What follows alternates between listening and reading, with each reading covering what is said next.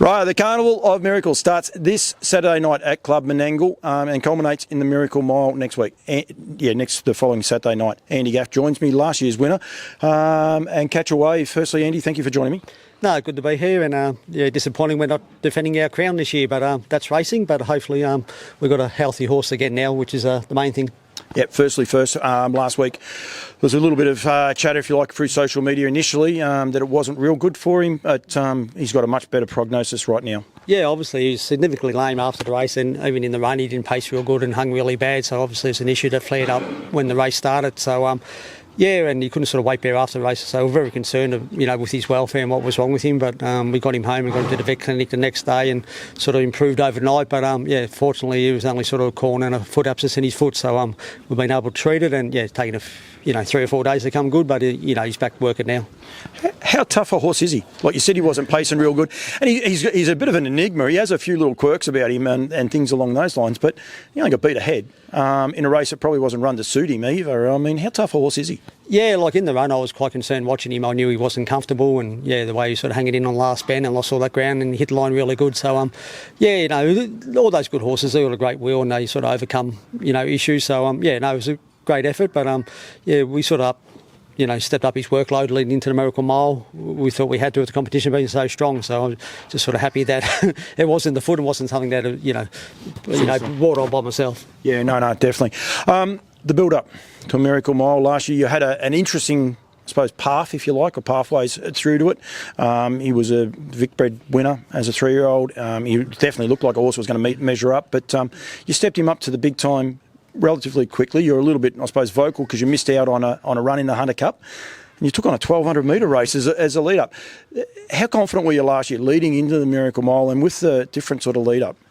Yeah, obviously we wanted to get a run in the Hunter Cup and we didn't. So as soon as that didn't happen, I sort of changed my focus mainly for the Chariots. The Miracle Mile wasn't on my radar.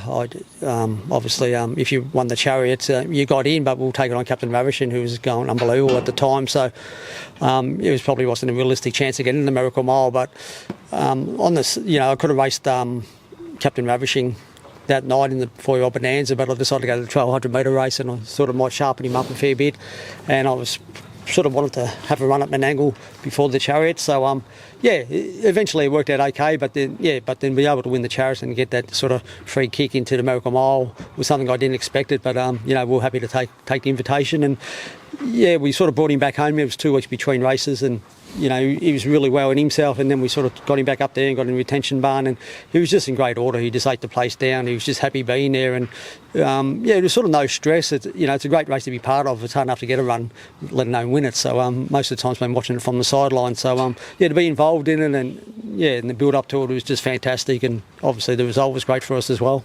The Chariot's run when you got him up there,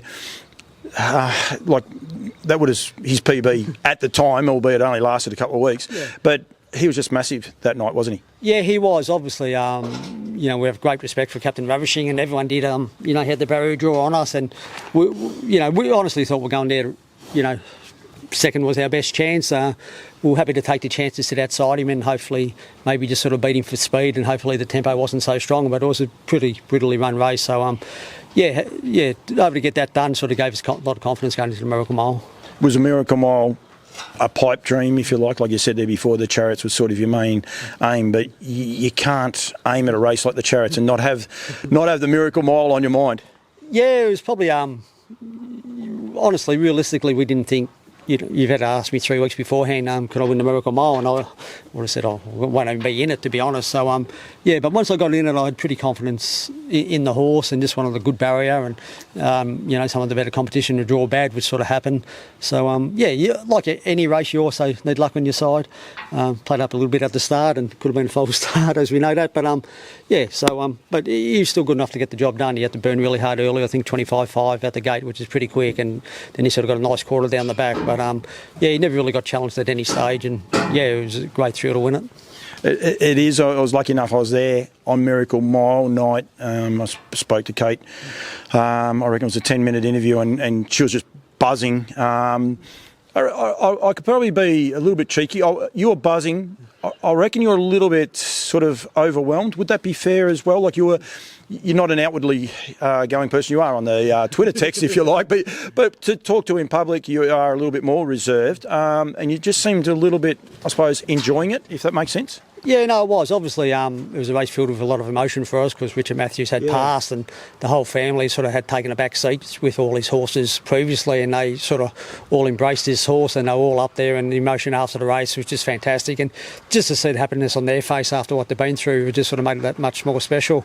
So, something that I was sort of trying to take in the moment and enjoy the moment, and I still go back and watch the replay every now and then. It's such a great race and honoured to win that type of race. So it may not ever happen again, might not ever get the opportunity again, but we're fortunate enough that we've been able to win one. That's what you are a historian. You know a lot of history around the industry and things like that. To have your name on the history books mean a bit. Yeah, no, definitely. Obviously, it's our most iconic race. With the Inter-Dominion, so they're the main two. It's it's $1 million race that can't be sneezed at. And as I said, the hardest part of winning it is getting in the race. Sometimes you can still have the best horse and don't even get the opportunity to race in it. The way they've sort of with the invites, and you got to qualify, which is pretty cutthroat. So we'll take it on, and hopefully down the track we might be able to win another one. I mean, just to be part of it would be great. Yeah, no, I think well done. And I think, honestly, well done. Thanks for doing the interview, but also well done yourself and Kate on that night. I think it was great the way that you shared that with so many people. I think that's one thing Kate was enjoying the most, to me anyway, looking at it, that she was able to share it with so many people and suppose explain what it meant to her. Yeah, no doubt. Obviously, we're very close with Matthew's family. They've been great supporters of us for a long time, and it was sort of a bittersweet victory for a lot of them and us ourselves because Richard wasn't there to enjoy it. But but they just loved his horse to death, and it's just been great to help them through what's been a difficult period for them. It's a brilliant race, the Miracle Mile. I'm going to throw you under the bus. I'll give you a couple of seconds to think about it.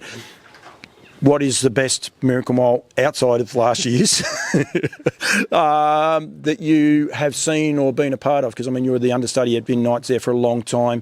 You've been associated with a lot of good horses over the journey around the Harold Park circuit or even Menangle. So, what's probably one of the best ones you've seen, one of the great memories you've had? Yeah, there's probably been a lot of them. And, getting back to Vinnie Knight, when Popular Arm was able to sit outside Gamelite, which sort of reversed the roles. Gamelite was always sitting outside horses and doing it. So I think that's the one that sticks in my mind the most. Two iconic horses going head to head, and Poppy to be able to sit outside Gamelite and beat him was probably the one that I remember the most.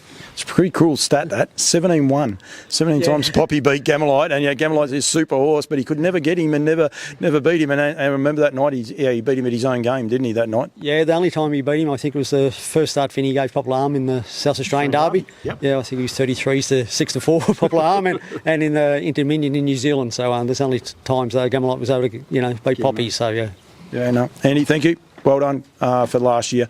Unfortunately, he won't be there this year, but it's great to hear that he's going to be there. He'll be back next year to have a crack and go from there. We'll get you an invite. We'll put it in now and tell them that Wano and them to make sure they give him an invite. But no, great to hear that he's on the mend and he'll be back on the racetrack soon. And congratulations for last year. No, thanks for that. And such a great race. I'll be going up myself anyway just to watch it. Just be a spectator. Looking forward to it. It is a time-honoured. It's one of the great time-honoured races of our sport, isn't it? Oh, no doubt. Yep. Thanks, mate. No.